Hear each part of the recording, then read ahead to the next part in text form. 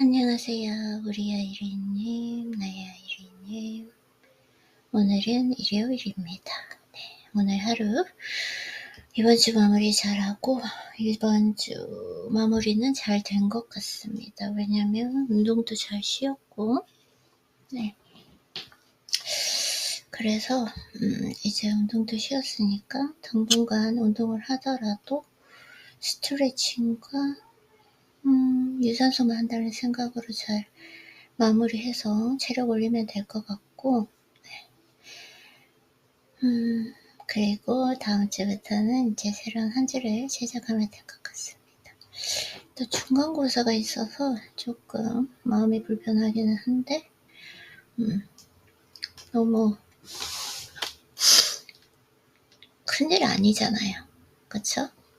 뭐 엄청난 지금 뭐 중간고사가 내 인생에서 큰일일 것 같지만 사실 큰일도 아니라는 거 알고 있죠. 그쵸? 자, 그래서 어제 읽은 책이 사이트 이토리님의 제자님이신데 책이 너무 재밌어요. 그래서 어제 저녁에도 읽으려고 했는데 저녁에는 못 읽고 이렇게 하다 보니까 시간이 지났고요. 이렇게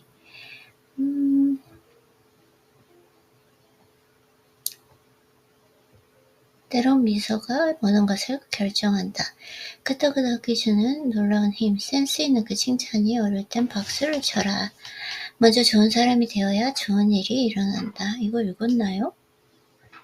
오케이. 먼저 좋은 사람이 되어야 좋은 일이 일어납니다. 굳이 소리내서 말하지 않아도 됩니다. 당신이 만난 사람, 스쳐 지나간 사람에게 마음속으로 이렇게 외쳐보시기 바랍니다. 이 사람에게 온갖 좋은 일이 눈송이처럼 쏟아지게 해주세요. 다른 사람에게 행운을 그리고 복을, 건강을 빌어주는 거. 모든 사람들이 건강하게 해주세요. 빈곤한 생각을 가진 채로는 절대로 부자가 될 수 없습니다. 우선은 다른 사람의 행복까지 기도해 줄 만큼 마음이 풍요로워져야 합니다. 다른 사람의 행복을 비는 말을 하루에 100명에게 1000일 동안 해보시기 바랍니다. 사실 모르는 사람의 행복을 빌다 보면 가장 많이 변하는 사람은 자기 자신입니다. 자신이 아주 좋은 사람이 된 그런 기분이 들죠. 그리고 일을 계속하다 보면 정말로 주위 사람들에게 너는 정말 상냥해, 좋은 사람이야 라는 말을 듣기 시작할 것입니다.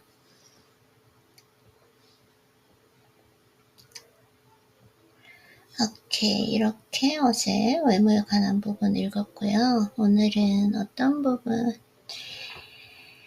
읽어볼까요? 돈 잘 버는 사람보다는 말 잘하는 사람이 부자가 된다. 오케이. 재밌을 것 같아요. 너무 재밌어. 이렇게 막 마음을 두근거리면서 설레면서 책을 읽을 수 있는 거. 근데 진짜 신기한 게 예전에는 운동을 안 하면 생산성도 정말 많이 떨어지고 몸도 안 좋고 이랬는데 또 운동을 쉬어오니까 쉬는 그대로 또 그 나름의 매력이 있는 것 같아요. 그쵸? 자, 돈을 많이 버는 사람이 무조건 부자가 되는 것은 아닙니다. 오케이, 기억하세요. 어떻게 말하느냐에 따라서 기억하세요. 어떻게 말하느냐에 따라서 돈을 잘 버는 사람이 될 수는 있지만 부자가 될 수는 없습니다. 그냥 돈자와 지금 풍요한 사람, 진정한 부자의 차이를 말씀하시는 거죠. 지금 제가 말하는 거, 손짓 이런 거 신경 쓰다 보니까 이런 식으로 의도적으로 해야지 하다 보니까 지금 되게 조금 전에 부자연스러워졌어요. 그쵸? 그래서 돈을 잘 벌면 부자가 될 거라고 단순하게 생각할 수 있지만 사실은 그렇지 않습니다. 지금보다 돈을 10배로 벌면 10배가 모인다고 생각하면 큰 오산입니다. 예를 들어 어떤 이가 지금까지는 10만원짜리 가방에 만족했다고 해봅시다. 네, 이렇게 해서 이제 소유욕에 대해서 얘기를 하고 있어요. 그래서 뭐 더 비싼 물건을 손에 넣고 싶어 한다. 욕망은 끝이 없다. 이거에 대한 여러 가지 예시가 있는데 넘어가 보도록 할게요. 이처럼 돈을 잘 버는 것과 돈을 잘 모으는 것은 별개의 문제이기 때문에 다른 차원에서 논의되어야 합니다. 대화법을 잘 활용해서 사람들에게 호감을 주고 일을 따내고 돈을 잘 벌 수는 있어도 그런 사람이 반드시 부자가 되는 것은 아닙니다. 진정한 그 풍요한, 마음의 풍요한 부자와 돈자는 다르니까요. 그래서인지 1년에 몇십억이나 되는 큰 돈을 벌고 있었어도 정작 보유 자산은 얼마 안 되는 사람이 의외로 많습니다. 돈을 잘 벌게 해주는 그 대화법은 있어도 부자가 되게 해주는 대화법은 없다는 사실을 기억하시기 바랍니다. 대화법? 뭐지? 대화법 있지 않나요? 10만 원이라도 모을 수 있다면 당신도 곧 부자. 무슨 말이죠? 오케이, 우선 부자의 의미부터 다시 생각해 봅시다.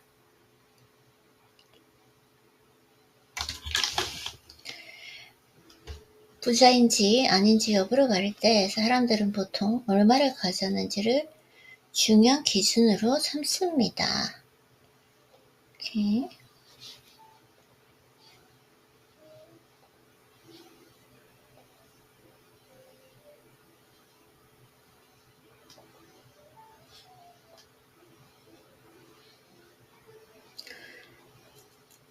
보유 자산으로 부자인 사람과 그렇지 않은 사람을 나눌 수 있다는 생각입니다.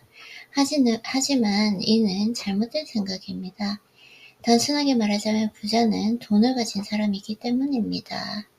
예를 들어 무이푼이라고 해봅시다. 예시가 이렇게 나오고요.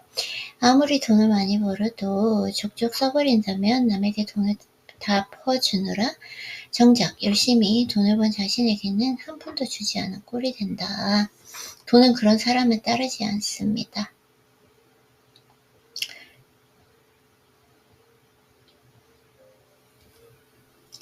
당신이 현재 얼마를 버느냐는 중요하지 않습니다. 결국은 이제 저축의 힘에 대해서 얘기를 하는 거죠. 그래서 그 다음 달에도 10만 원을 모으는 사람은 가진 자가 되는 여행길을 오른 사람입니다. 한 달 용돈이 3만 원인 아이가 3천 원씩 저금하기 시작했습니다. 그래서 얘기를 하고요. 결국 부자가 될 수 있느냐 없느냐를 판단하는데 현재 소유한 돈은 많고 적으면 중요하지 않습니다. 20만 원밖에 없었던 사람이 30만 원을 가지게 되었다면 그걸로 충분히 부자가 되는 길로 들어섰다고 할 수 있습니다. 수중의 돈을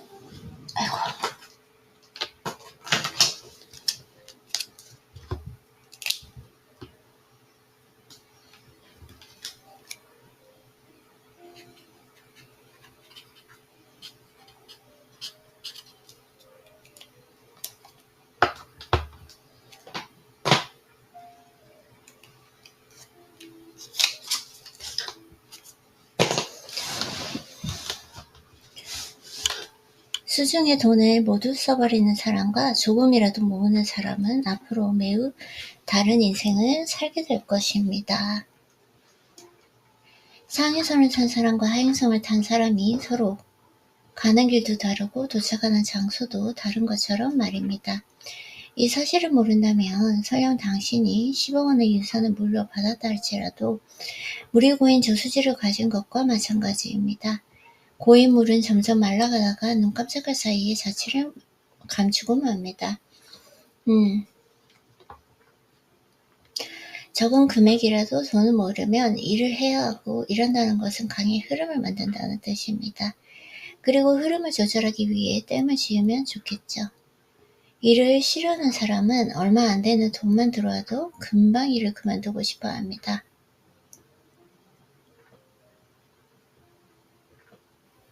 하지만 강의 흐름이 없는 곳에 댐을 만들어봤자 아무 소용이 없습니다. 금세 말라버리기 때문입니다.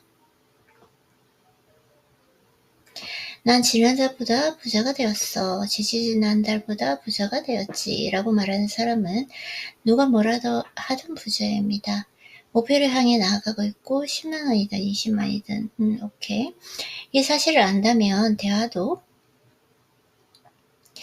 항상 즐겁게 해야 합니다. 저는 주위 사람들에게 일본 최고의 부자라는 말을 자주 듣고 있습니다. 그런데 저에게 저도 돈을 열심히 모으고 있어요 라고 말하는 사람은 저와 마찬가지로 가진 자가 되는 여행길에 오른 동료입니다. 오케이, 돈 모으는 거에 대해서 저는 모았던 시기가 있었고 지금 투자하는 시기라서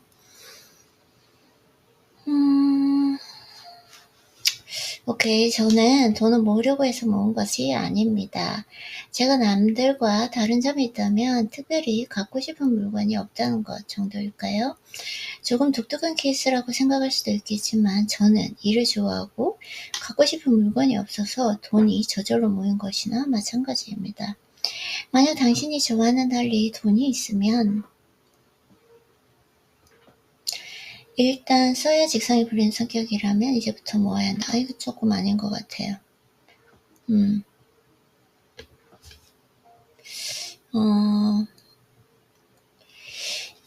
막 이렇게 이것도 중요하긴 하지만 너무 이렇게 좀 한쪽으로 치우쳐서도 안 된다는 거? 오케이. 자, 자신이 성장하면 보이는 것도 달라집니다. 10cm 높이에서 볼 때와 1m 높이에서 볼 때는 이 인생의 최저, 보이는 풍경이 전혀 다릅니다. 도쿄에서 가장 높은 빌딩에 올라가면 오케이.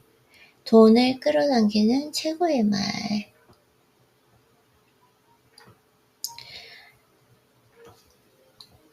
돈을 끌어당기는 말은 따로 있습니다. 당신이 낚시를 좋아한다 하더라도 낚시가 제일 좋다라고 말해서는 안 됩니다. 낚시나 드라이브는 돈이 있기에 가능한 일이고 돈을 낳는 수단은 누가 뭐래도 일입니다. 일하기 싫다 이런 거 하면 안 된다. 오케이. 아무리 돈을 좋아하더라도 돈이 가장 좋다고 노골적으로 말하면 남들 눈에 좋게 보이지 않습니다. 같은 말이라도 어떻게 하느냐가 중요합니다. 예를 들어 취미가 뭐예요? 라고 물었을 때 경마예요 라고 말하는 것보다 승마예요. 오케이. 똑같이 말을 좋아해도 어떻게 말하느냐에 따라서 그 사람의 인상이 달라집니다. 이와 마찬가지로 돈을 좋아한다고 말한다고 한들 돈에 사랑받지는 못합니다. 일을 좋아한다고 말하면 처음에는 네? 일을 좋아하신다고요? 오케이. 왜 이렇게 해야 할까요? 네, 저는 제 일을 정말 사랑해요. 저도 제 일을 정말 사랑하잖아요. 지금 매일 책 읽고 나와 대화하고 운동하는 거 이게 제 일이거든요, 사실. 왜 이렇게 해야 할까요? 부자가 되기 위해서입니다. 남들과 같은 말을 하면서 다른 결과를 낼 수는 없습니다. 일하는 게 재밌어요. 보람도 있고 즐겁거든요. 나는 즐기고 있어요. 나는 이미 이렇게 얘기를 해봤어.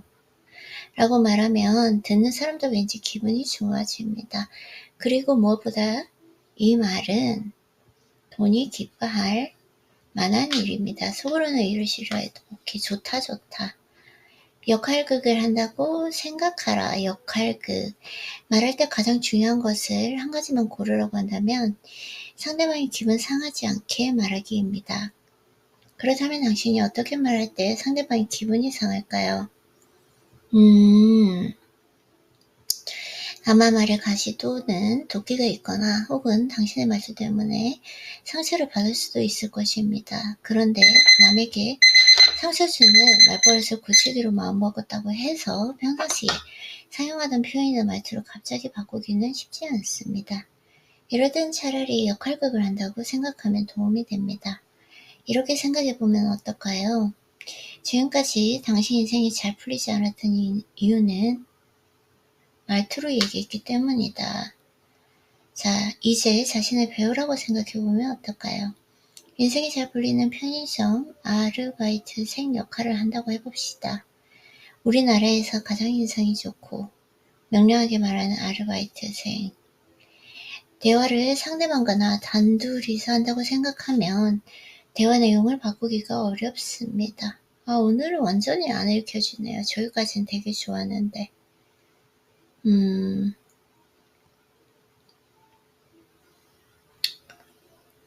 말이란 마음에서 나오기 때문에 자신의 마음이나 역할을 바꿀 생각을 하지 않고 입에서 나오는 말만 바꿀 수는 없습니다.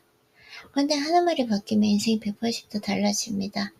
지금까지는 이렇게 말하면 이런 말이 돌아온다는 식의 대화 패턴이 대강 정해져 있었을 것입니다. 그런데 자신이 되돌려줄 말을 다른 좋은 말로 바꾸면 상대방은 놀라게 되어 있습니다. 말이 바뀌면 세상 사람들이 당신을 보는 눈도 달라집니다. 이렇게 되었을 때 비로소 당신의 운세도 좋은 방향으로 바뀌는 것입니다. 상대가 가시도친 말을 계속 하는데 뭘 그렇게 해요. 신이 제안한 게임. 어제보다는 거기 정말 좋았는데 오늘은 좀 책 내용이 별로네요, 솔직히.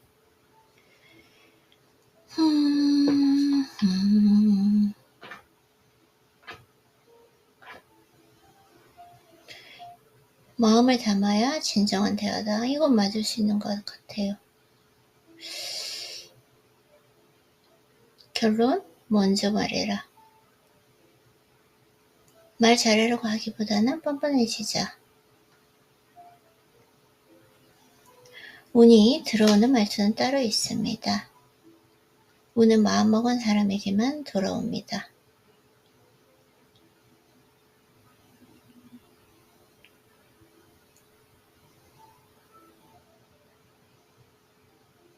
말은 메아리처럼 돌아온다.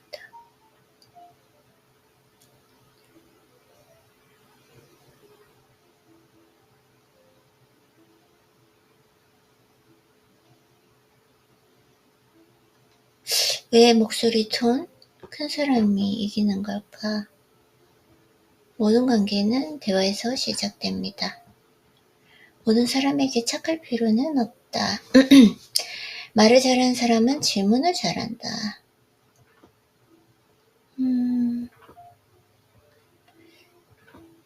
오늘은 이 책이 안 읽혀져요. 신기한 게. 어제까지만 해도 정말 좋았는데 이걸 한번 읽어볼까요?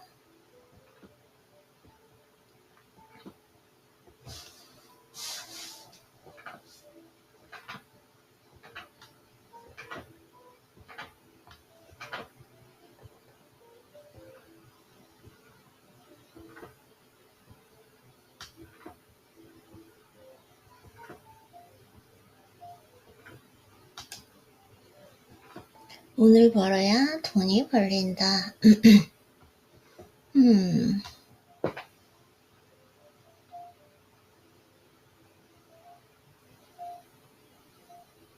사람 팔자는 이름 따라간다. 한번 볼게요.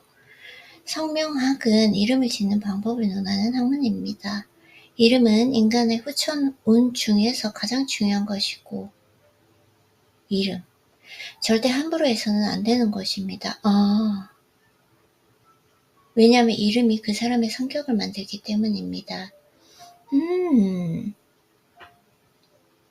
이름이라는 것은 남이 불러주는 것이며 수도 없이 듣다 보면 그 이름에 맞는 성격이 되기 때문에 이는 후천적으로 만들어지는 부분이라고 할 수 있습니다.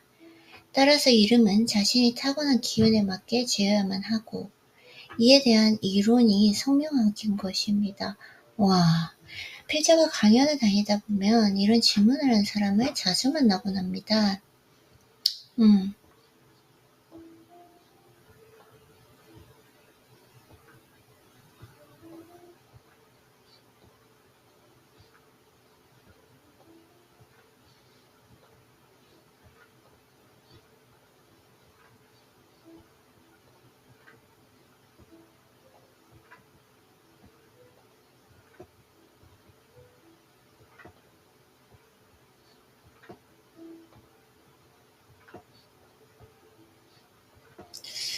날씨가 덥다 보니까 괜찮나?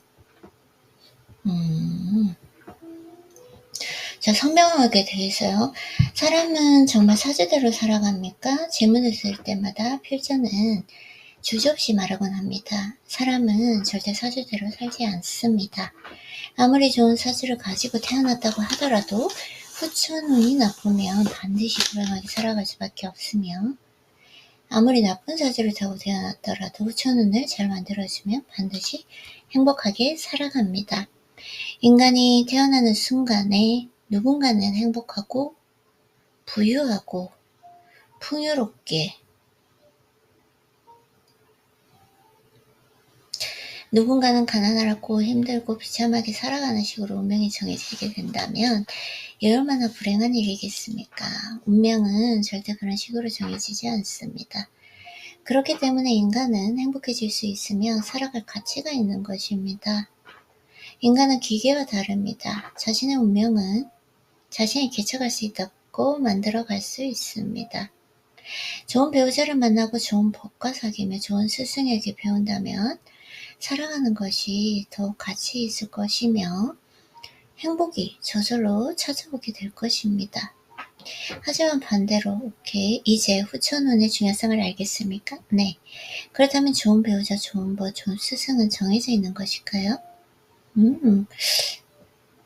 이걸 알아가는 게 인생의 엄청난 치트키가 될 것이다. 이것이 실력이다라는 거.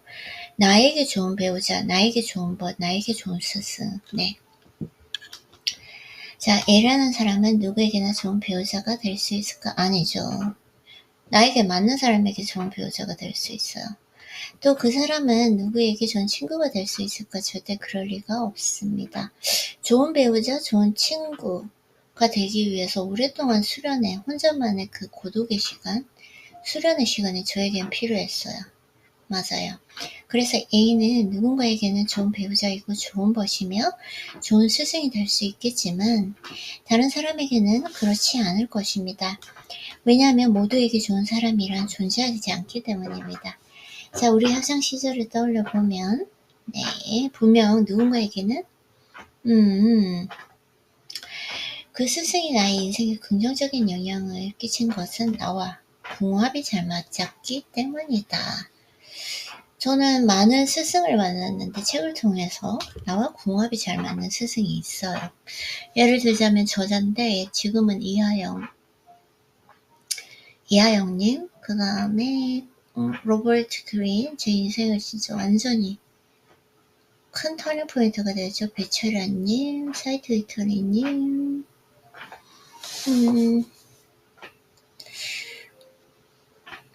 인간은 자연의 일부다.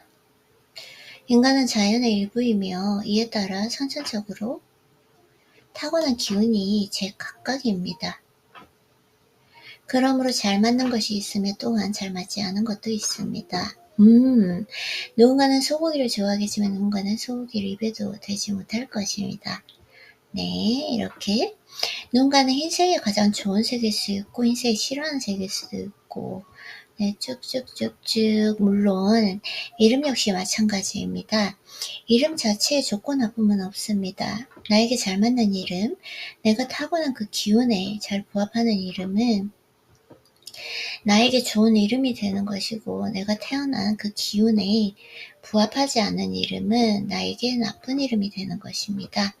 나에게 기운에 맞는 이름, 간혹 상생의 이름이면 무조건 좋고 상극의 이름이면 무조건 안 된다고 말하는 어리석은 장면가들도 있는데 이런 말을 하는 사람들은 음양학이 무엇인지도 모르는 것이니 어리석은 말에 현혹되어서는 안 된다.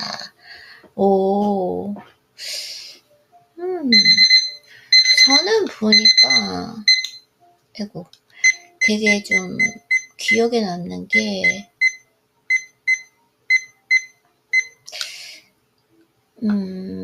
영어 이름을 바꾸면서 뭔가 정말 많이 바뀌는 걸 느낄 수 있었거든요. 그쵸, 아이리님?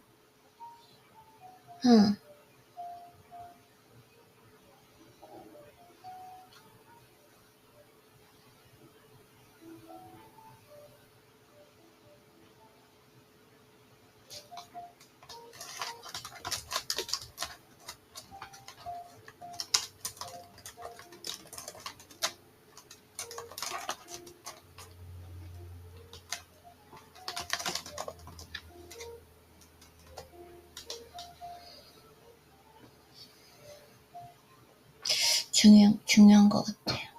기막힌 개명 이야기 필자는 수없이 많은 사람들에게 이름을 지어주었으며 이 중에는 계명하려는 사람도 아주 많았습니다.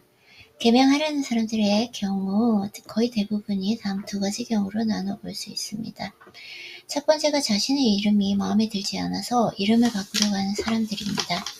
이 중에는 남성이지만 여성의 이름을 가진 경우도 있고 이와 반대로 여성이지만 남자의 이름을 가진 경우도 있었습니다. 문중의 돌림자로 인해 아주 촌스러운 이름을 가지고 있었던 경우도 있었으며 그 외에도 헤아릴 수 없을 만큼 다양한 사연이 있었습니다. 물론 이런 경우 계명을 하는 것이 당연하며 본인에게도 좋을 것입니다. 이름이라는 것은 자신만의 고유한 것인데다가 내가 부르는 게 아닌 남이 나를 불러주는 것이기 때문에 들을 때마다 기분이 좋아져야 한다.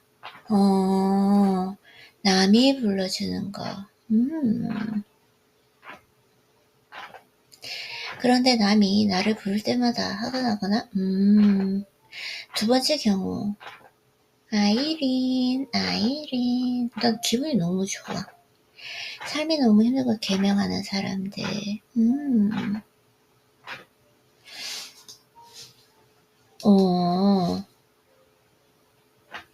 좀 내용이 안 좋은 거라서 눈으로 읽어볼게요. 굳이 제가 입에 담고 싶지는 않네요.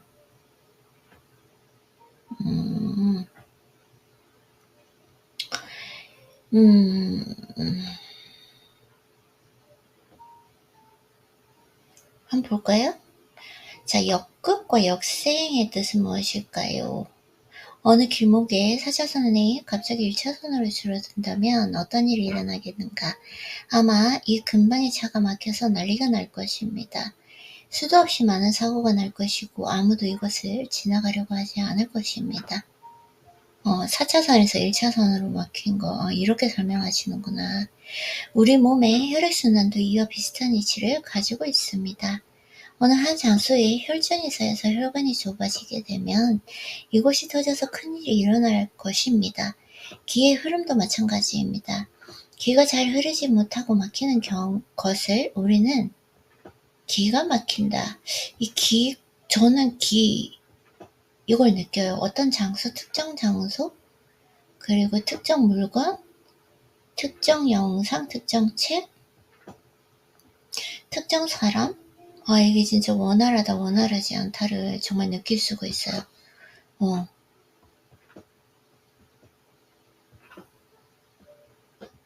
진짜 이게 있나 봐요. 진짜 있는 것 같아요.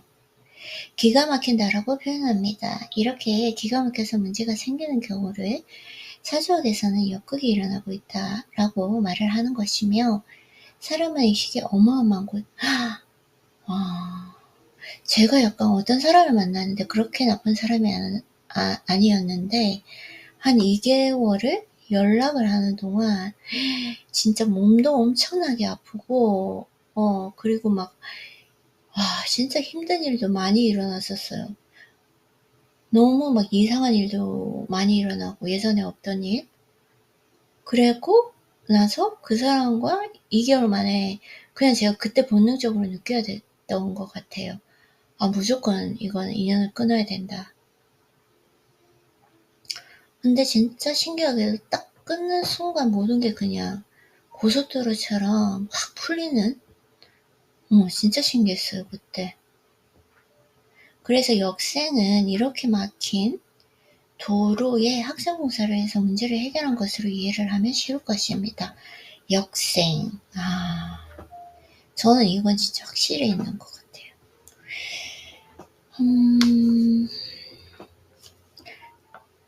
그래서 모든 고생이 일순간에 해결되어서 삶이 좋아지고 행복해지게 되는 것입니다. 완전 느꼈는데. 만일 스스로 이름에 역극이 일어나고 있는지 알고 싶다면 방법은 간단합니다. 갑자기 누군가의 나의 이름을 부르는 것이 싫어지게 되고 이름 부를 때마다 짜증이 나고 화가 나게 된다면 역극이 일어나는 중이다. 어느 순간에 이러한 일이 생기게 된다면 한 주의 삶이 갑자기 오케이. 짐이 될 수도 날개가 될 수도 있는 이름. 이름에 대해서 이렇게 길게 적어주시네요. 자, 우리 조상님들은 이름값이라는 말을 참 많이 하셨습니다. 이는 이름이 그 사람의 후천운이기에 이름, 그러한 것입니다. 목오행의 이름을 가진 사람은 목오행의 성격을 가지게 될 것이며 화오행의 이름을 가진 사람은 화오행의 성격을 가지게 될 것이며 토오행도 금오행도 소행도 머리 아파. 괜찮아요. 역시도 그럴 것입니다. 그런데 만약 후천적인 이름이 나의 타고난 기운을 부족한 부분을 완벽히 보완해주고 있다면 어떤 일이 일어날까요? 삶의 모든 문제들이 순탄하게 해결되어 평생을 안정적이고 행복하게 살아갈 수 있을 것입니다.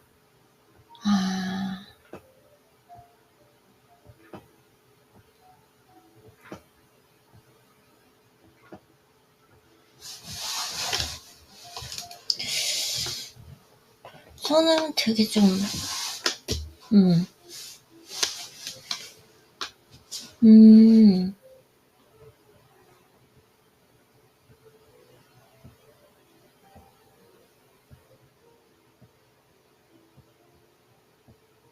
삶의 모든 문제들이 순탄하게 해결되어 평생을 안정적이고 행복하게 살아갈 수 있을 것입니다. 평생을 안정적이고 행복하게 살아갈 수 있을 것이다. 그렇다면 이름이 나의 타고난 기운을 보완하지 못한다면 어떻게 될까요? 당연히 이 사람은 평생을 그 부족한 부분을 안고 살아야 할 것이고 이로 인해 힘들고 그래서 나의 기운과 맞는 이름이 있다. 나의 기운과 맞는 이름. 그래서 후천적인 이름이 타고난 그 기운의 부족한 부분을 완벽히 보완해주고 있다면 어떤 일이 일어날까요? 삶의 모든 문제들이 순탄하게 해결되어 평생을 안정적이고 행복하게 살아갈 수 있을 것입니다. 그렇다면 이름이 나의 타고난 아이고 죄송해요. 이거는 여기까지 다시 해야 될 것 같아요.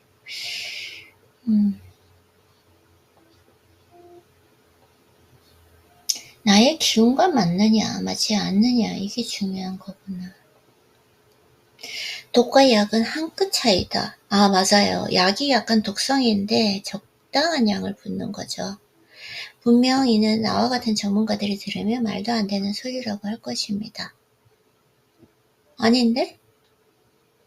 조그만 그 수치량이 넘어가면 독이 되는 거잖아요. 그 이전엔 약이 되고. 하지만 의외로 이런 이유로 계명을 하려는 사람들이 많습니다. 자, 명심해야만 합니다. 조금 더 차분하게 읽어보면 어떨까요? 이 말은 사람을 겁주는 전형적인 말에 불과합니다.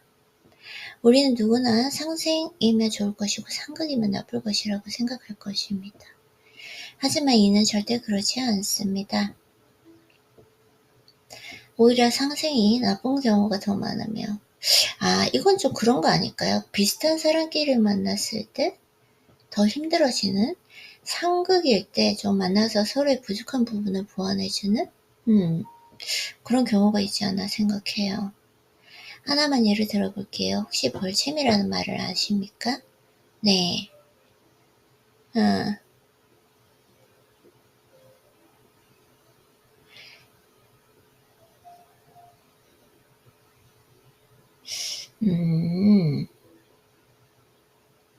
어디에 쓰인, 잠시만요. 어디에, 갑자기, 제가 기가 막히는 걸 느낄 수 있는데요, 지금. 와, 그 사람을 생각하니까 이렇게 말이 안 나올 정도로 귀에 흐름이 막히는? 무조건 끊어야 되겠다라는 생각 진짜 합니다.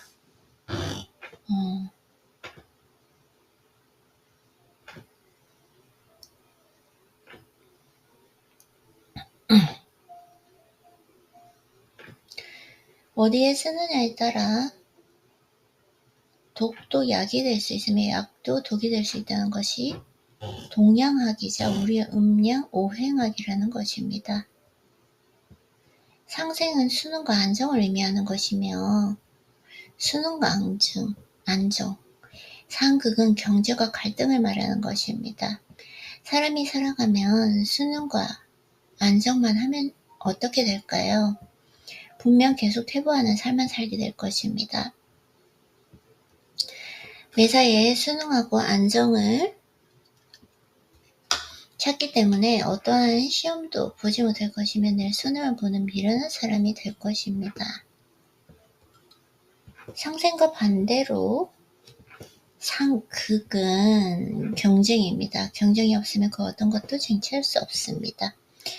하다못해 학교의 작은 시험부터 수능 취업까지도 누군가와 경쟁을 하는 것이니 상극의 의미를 가진 것이라 할 수 있는 것입니다.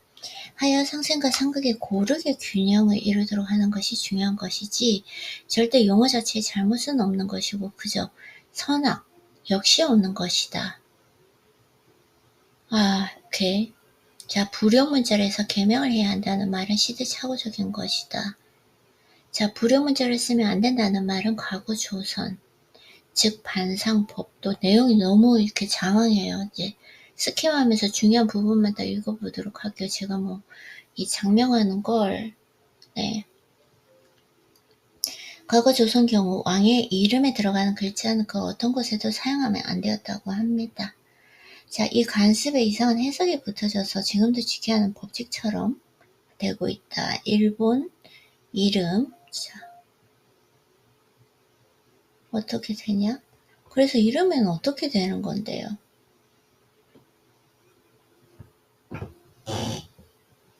자, 수리성명학은 일제 강점기에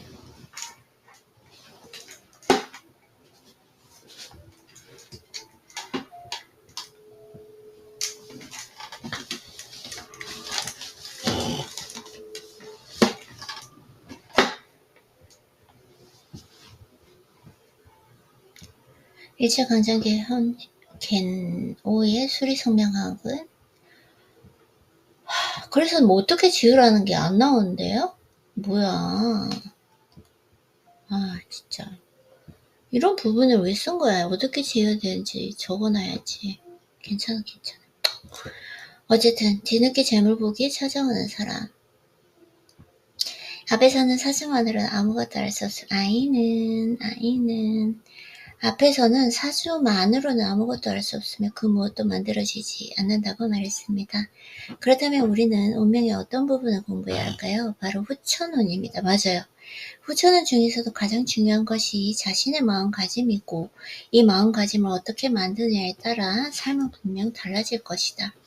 결국은 이 내 마음, 무의식의 세계를 어떻게 잘 훈련하느냐 똑같아요.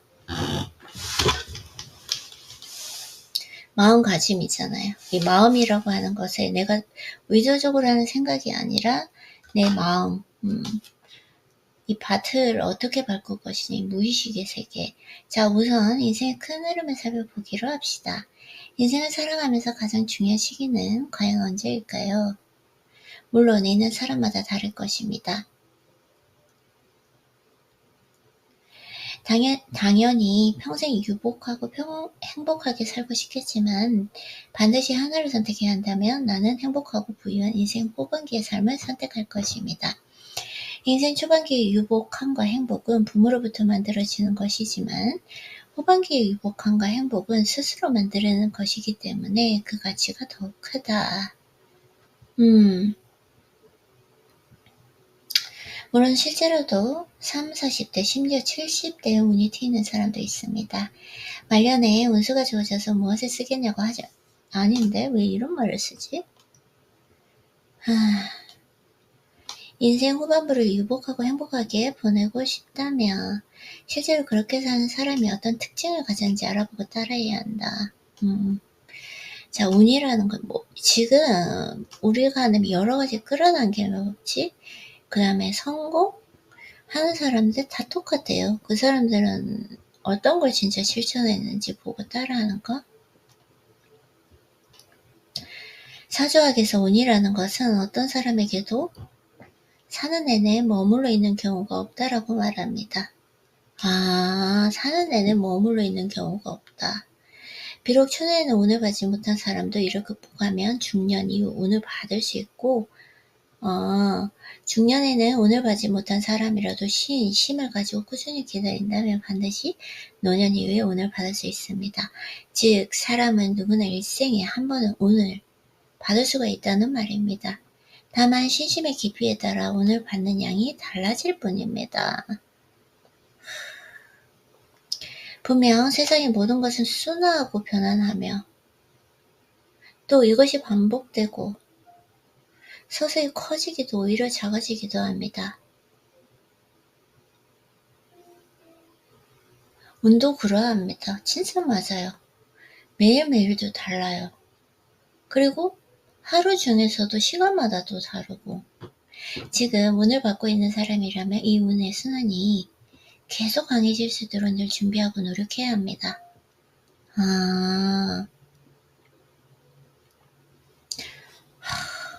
참 이게 좋다, 그쵸?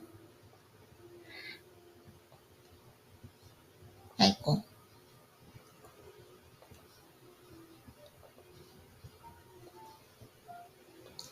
지금 운을 받고 있는 사람이라면 이 운의 순환이 계속 강해질 수 있도록 늘 준비하고 노력해야 한다.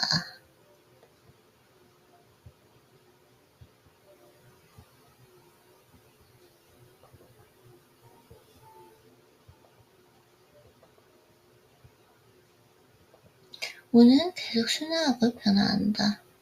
매일 다르고 매 시간마다 다르고 저도 진짜 그렇게 느낄 수 있는 것 같아요. 오케이.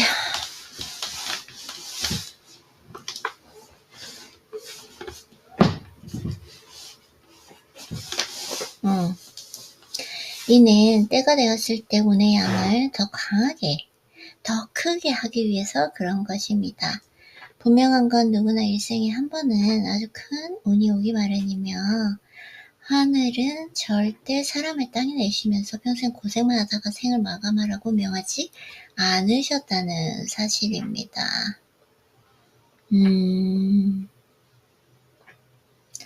아니요.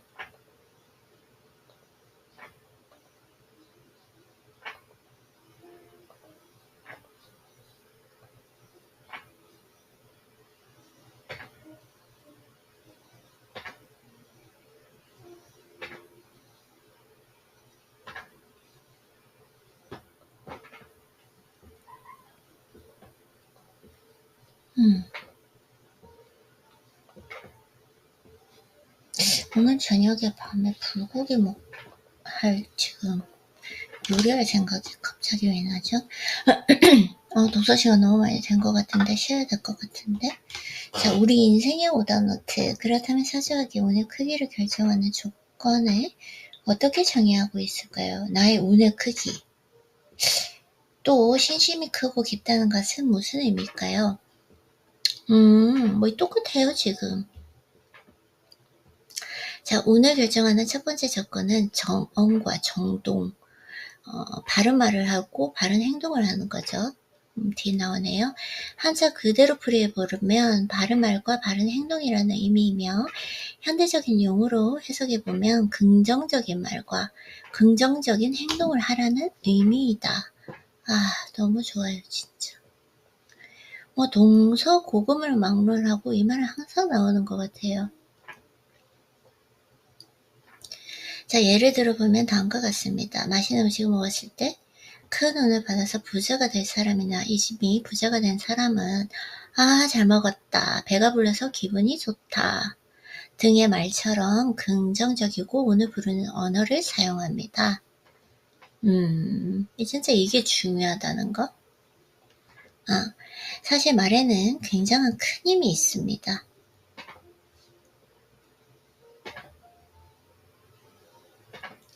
내가 뱉은 그 말은 가장 먼저 내가 듣게 되는데 이는 나의 운을 듣게 되는 것과 마찬가지입니다. 나의 운을 듣게 되는 것과 마찬가지다.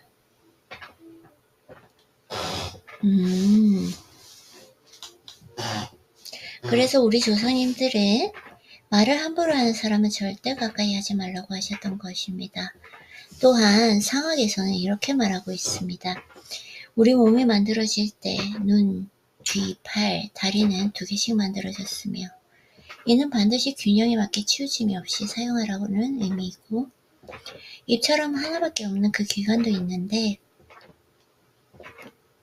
이는 늘 소중히 여기고 절대 함부로 사용해서는 안 된다고 경고하는 말입니다.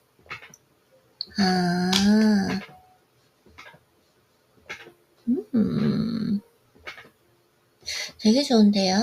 균형 있게 사용하고 늘 소중히 여기고 절대 함부로 사용해서는 안 된다. 특히 그 중에서 입에서 나오는 언어는 복이 들어오게 할 수도 있지만 차버릴 수도 있기 때문에 좋은 언어, 긍정적인 언어, 아름다운 언어.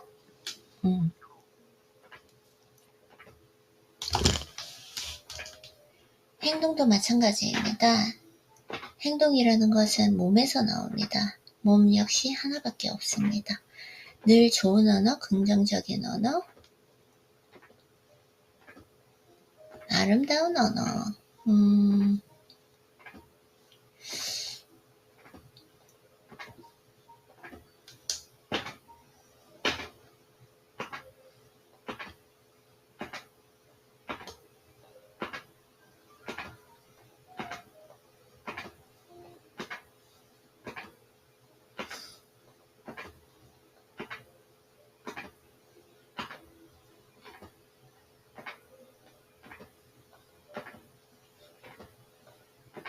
정동, 정언.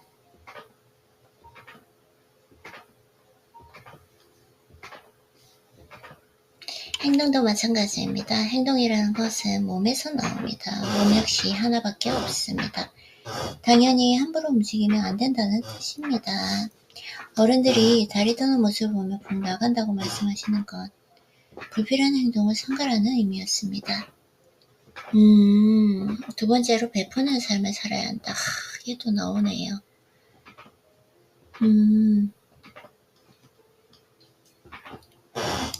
항상 얘기하는 게 이제 지금 베푸는 삶, 주어야 된다. 감동, 고마움 이런 게 있고, 세 번째 주변 사랑에 물들어 만들었는데 이제 또 귀인이죠. 귀인. 우는 사람 따라 흐른다. 그릇을 키워야 한다. 자, 이렇게 후루룩 읽어야 될 책이 아니기 때문에 좀 더 정독을 해보도록 하겠습니다. 독서는 오늘 여기 부산 동안 여기까지 하고, 네. 그럼 오늘도 독서한다고 수고했어요, 아이린님.